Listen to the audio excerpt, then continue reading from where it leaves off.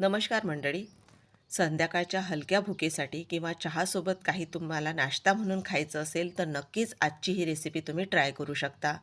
घरच्या अगदी 2 साहित्यांचा वापर करून छान जाळीदार आतून आणि बाहेरून कुरकुरीत अशी ही नाश्त्याची रेसिपी जरूर एकदा तुम्ही ट्राय करून बघा. साधी सोपी तर आहेच, पण झटपट तयार होणारी सुद्धा आहे. चला मग बोलण्यात आपण वेळ न घालवता लगेचच रेसिपीला सुरुवात करूया. तर आता यासाठी आपण रेशनचे तांदूळ 2 पाण्याने स्वच्छ असे धुवून घेतलेले आहेत आणि हे तांदूळ आपण 1 तासासाठी भिजत घातलेले आहेत. तांदूळाच्या तुम्ही इथे भिजत घालायचे नसल्यास पिठाचा सुद्धा वापर करू शकता. बघा इथे तांदूळ छान असे भिजल्या गेलेले आहेत. तर हे तांदूळ आपल्याला बारीक करून घ्यायचे आहेत. तर आता हे पूर्ण यातलं पाणी झारून आपण हे तांदूळ मिक्सरच्या भांड्यामध्ये घालून घेणार आहोत आणि छान आपल्याला हे बारीक असे करून घ्यायचे आहेत. तर इथे बघा आता तांदूळ आपण यातलं पाणी झारून थोडे थोडे मिक्सरच्या भांड्यामध्ये घालून घेणार आहोत आणि नंतर आपल्याला बारीकसुद्धा करायचे आहेत. तर इथे आपले जे तांदूळ आहेत ते एकाच बॅचमध्ये बारीक केल्या जातील. तर इथे मी बघा पाणी बऱ्यापैकी झारून घेतलेलं आहे.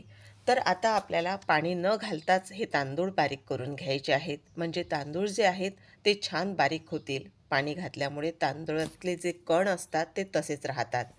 तर इथे बघा आता तांदूळ आपण बारीक करून घेतलेले आहेत. आता आपण यामध्ये थोडं पाणी घालणार आहोत.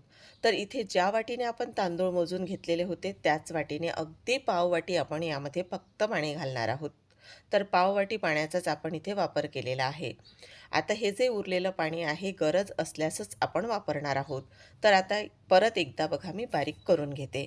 तर तांदूळाचे कण जे आहेत ते अजिबात राहायला नको. जितके शक्य होतील तितके तांदूळ छान बारीक करून घ्यायचे. अगदी आपण डोशाला जसे बारीक करतो तसेच बारीक करायचे. आता यामध्ये आपण एक मध्यम आकाराचा उकडलेला बटाटा साल काढून घेतलेला आहे. त्याचे काप करून घेतले. आता हा बटाटा आपल्याला मिक्सरच्या या भांड्यामध्येच म्हणजेच तांदूळासोबत परत बारीक करून घ्यायचा. नुसतं बटाटा जर आपण बारीक केला तर तो भांड्याला चिकटतो. त्यासाठी तांदूळासोबत आपण बारीक करून घेणार आहोत. तर बघा इथे बटाटासुद्धा आपला बारीक करून झालेला आहे.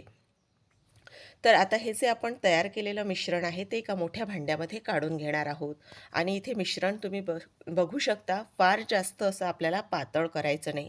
जास्त जर आपण पातळ मिश्रण केलं तर आपण जो नाश्ता तयार करणार आहोत तो तेलकट तयार होईल. तर आता मिक्सरच्या भांड्याला जे काही मिश्रण आहे ते सुद्धा चमच्याच्या मदतीने व्यवस्थित असं आपल्याला काढून घ्यायचं आहे आणि पूर्ण मिश्रण काढून घेतल्यानंतर यामध्ये आपण काही साहित्यसुद्धा घालणार आहोत. तर इथे आता यामध्ये आपण अर्धा चमचा जिरे घालणार आहोत आणि त्याचबरोबर इथे 2 ते 3 हिरव्या मिरचीचे कापसुद्धा आपल्याला घालून घ्यायचे आहेत आणि बारीक चिरून घेतलेली कोथिंबीर घातलेली आहे. चवीनुसार आपल्याला मीठसुद्धा घालून घ्यायचं आहे आणि नाश्ता आपला जो आहे तो छान स्पॉन्जी आपला तयार व्हावा यासाठी आपण यामध्ये अगदी चुटकीभर एवढा खाण्याचा सोडा घातलेला आहे. आता हे सर्व साहित्य घालून घेतल्यानंतर ते आपल्याला छान असं एकत्रसुद्धा करून घ्यायचं आहे. यामध्ये आपण कुठल्या मसाल्यांचा किंवा इतर कुठल्याही धना पावडर याचा वापर केलेला नाही. अगदी हा नाश्ता तयार करताना आपण 2 ते 3 साहित्यांचा वापर केलेला आहे. आता हे मिश्रण तयार झालेलं आहे. आता कढईमध्ये आपण तेल गरम करण्यासाठी ठेवणार आहोत. तर इथे आता आपण जे मिश्रण आपण तयार केलेलं आहे तांदूळ आणि बटाट्यापासून त्याचे छान आपण पकोडे तयार करणार आहोत. आता तुम्ही त्याला भजीही म्हणू शकता.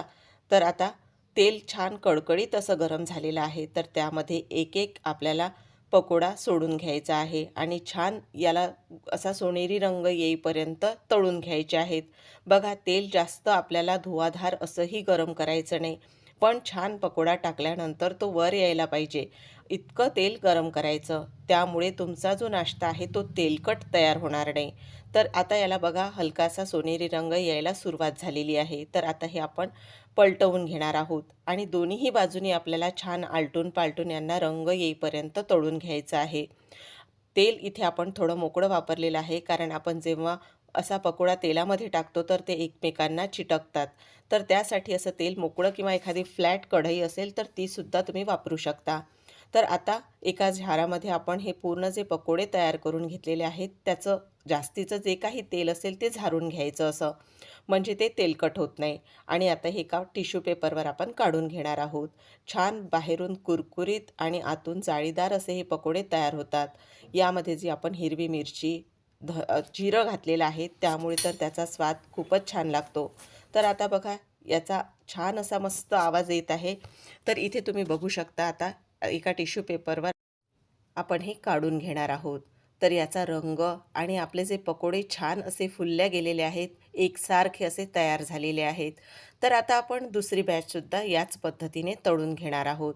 आहे ना अगदी साधी सोपी आणि झटपट तयार होणारी रेसिपी. तर आता परत एकदा आपण गॅसची स्पीड इथे मीडियम केलेली आहे आणि छान तेल गरम करून घेतल्यानंतर आपल्याला यामध्ये पकोडे टाकून घ्यायचे आहेत. अजिबातही हे जे पकोडे आपण तयार केलेले आहेत हे तेलकट असे होत नाही आणि छान मुलांना जरी तुम्ही खायला दिलेत तर अगदी मुलंही आवडीने खातात आणि मोठी मंडळीसुद्धा. इतके छान हे चवीला लागणारे आहेत. तर नेहमीचे आपण जे बेसन पिठापासून पकोडे करतो तर त्यापासून एकदम हे वेगळ्या चवीचे पकोडे एकदा नक्की करून बघा. तर आता दुसरी बॅचसुद्धा आपण इथे तळून घेतलेली आहे आणि तीसुद्धा काढून घेणार आहोत. तर इथे बघता बघता आपले सर्वच पकोडे जे आहेत ते तयार करून झालेले आहेत. सोबत इथे टोमॅटो सॉस आणि हिरवी चटणीसुद्धा आहे. तर आता तुम्हाला तोडूनसुद्धा दाखवते मी किती छान आतून जाळीदार तयार झालेले आहेत.